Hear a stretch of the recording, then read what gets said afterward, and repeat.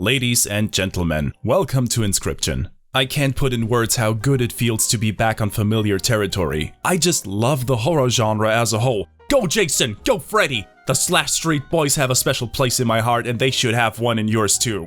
Anyway, Inscryption is a weird beast to take on, but a rewarding one. This is the third big game made by the deranged mind of Daniel Mullins, the creator of Pony Island and The Hex. And if you ever played one of those, well, you know what you're in for. And for those who don't know, well, you are in for a ride. You wake up, trapped, within the confines of a cabin. You're not bound, not gagged, but still, there is somebody, or rather, something, pinning you to the chair. It's a pair of eyes, wild eyes. The savagery in them has you hypnotized, scared. But even if you had the willpower to get up, it wouldn't matter because the only exit out of this cabin in the woods is sealed shut.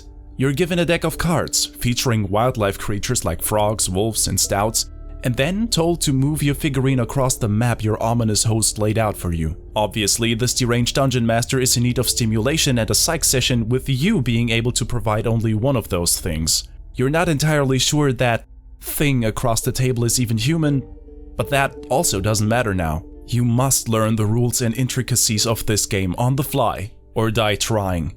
For failure means losing not just your life, but your very soul. You will be captured in a card, imprisoned for eternity, just like so many failures before you. No, the only way out of here is by winning, or feet first. Good luck. That's all, folks. At first, this game has a big plot twist later on, but I won't talk about it. Inscryption operates with Fight Club rules, and as you know, there exists a severe penalty for breaking those rules. And I do like to keep my healthy body, thank you very much. All I can say is that Inscryption falls into the metagame category. Like Doki Doki Literature Club, One Shot, and Undertale, the game will at times try to do some, weird shit. For example, your Steam friends will pop up. You might even create cards that... I technically didn't say anything about the story, go away. God, they're zealous today. Are they gone? Okay, good, let's continue. On the surface, Inscryption is a deck builder, a tabletop, and a virtual escape room, all neatly wrapped up in a slice of psychological horror. As already mentioned, you're given a few starting cards with beasts on them that also exist in real life. Each card has a set of stats, usually a value for attack power and one for health. And like in so many other trading card games, you use your monsters to whittle down your opponent's health to 0. But this is not Magic the Gathering and there are no health points here. For every point of damage, the health scale on the left will tip to either side of the table, and when it tips over, you either win or lose.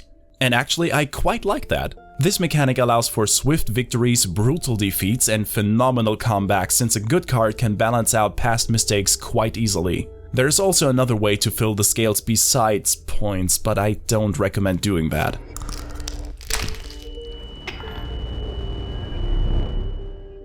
Just play your cards right and you'll keep all of your appendages. Hopefully.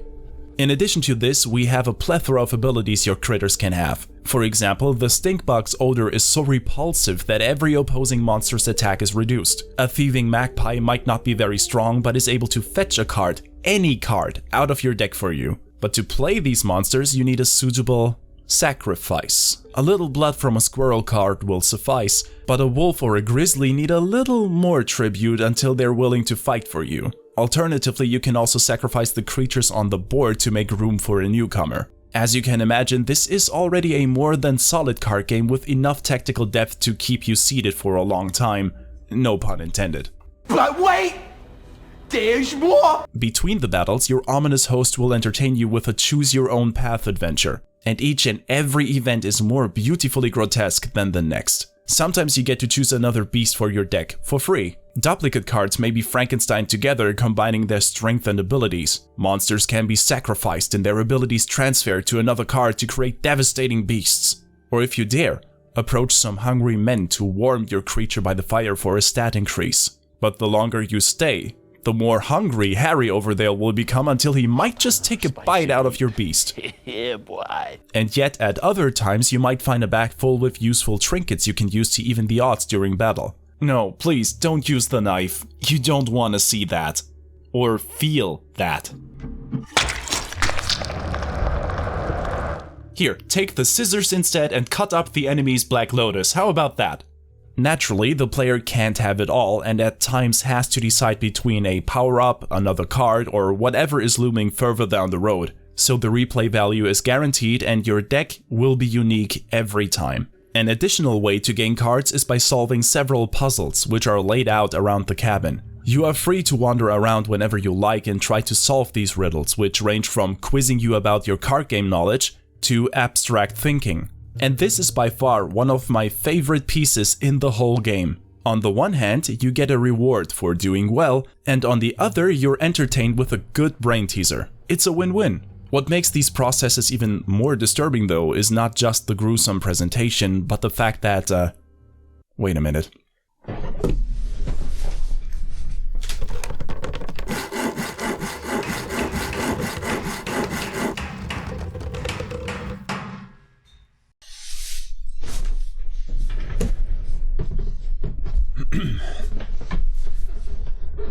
Okay, now I can tell you. The deck is alive, and as your host assures you, the pain the cards feel is real. When the cards need to be sacrificed, they shiver in fear.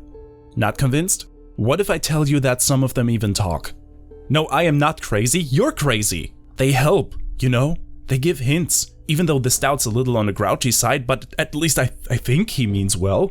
They know the strategies it is using against me. They have seen it all, I can at least trust them. And yet it is absolutely necessary to cut up the enemy animal and to skewer the cute squirrel I have just drawn to summon a mantis god so I can prolong my life.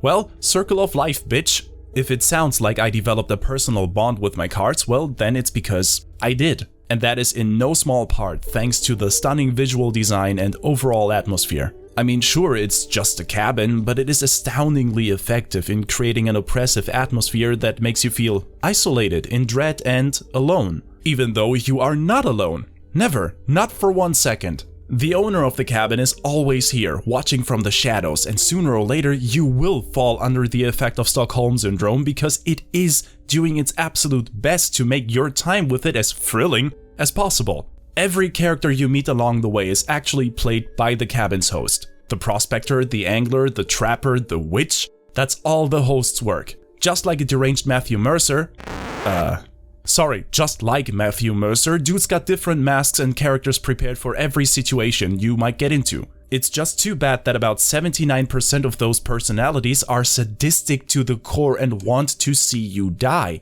I also make it a point in every one of my videos to listen to the soundtrack of the game I review, and that's because the right use of music, or sometimes complete silence for that matter, is able to enhance every experience if done well. Each boss gets his own theme music, complete with musical elements that reflect their, well, playstyle and personality. Meet the prospector, you'll hear mining.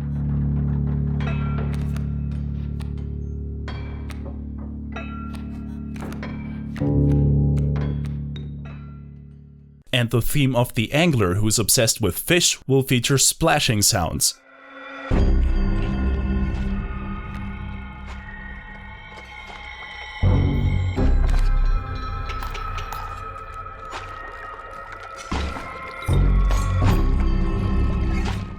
But no matter at which point in the game you are, the music never fails to let you know that you are in a high-stakes situation. It's just not always as obvious. But if for some reason I still don't make it, it won't be the end, since death will enhance the deck with a very special card, myself. You see, as a last courtesy, the player gets to choose the costs, stats and abilities for their eternal new home before their souls will be trapped in it. And I like that too. High stakes are always a good motivator to gain any kind of skill in a short period of time. It reminds me of the time I had to learn knitting in a few hours or my grandma would stab me.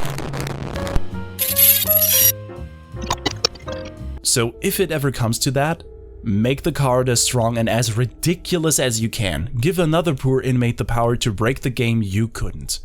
If you are interested in a more than entertaining card game and a horror story that stretches from the screen into the real world, then I not suggest, I urge you to give this one a try and let yourself be taken on a psychological horror trip that makes you... They're back. Alright, here we go.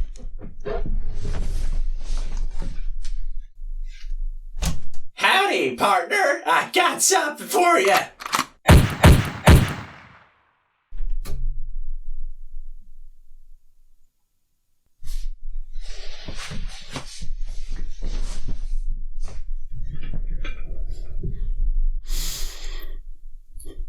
I, just had an error in my judgment.